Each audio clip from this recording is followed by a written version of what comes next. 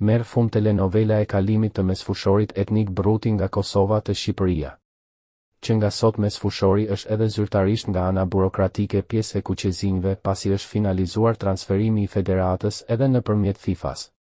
Pasi lojtari zgjodhi që të përfaqësonte Shqipërinë në arenën ndërkombëtare duke u larguar nga Kosova ku kishte mbajtur shiritin e kapitenit në përfaqësuesen U21 të saj Federata Shqiptare e Futbollit nisi procedurat në FIFA për ndryshimin e federatës.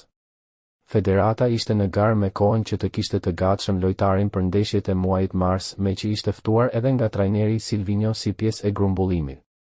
Për fat të mirë procedurat janë kryer me shpejtësi dhe me sa duket pa asnjë pengesë nga pala kosovare. Kjo pasi në një kohë shumë të shpejtë ndryshimi i federatës është zyrtarizuar edhe nga FIFA e cila e cilëson Brutin tashmë një lojtar të Shqipërisë dhe i jep të drejtën që të vesh fanellën kuq e zi.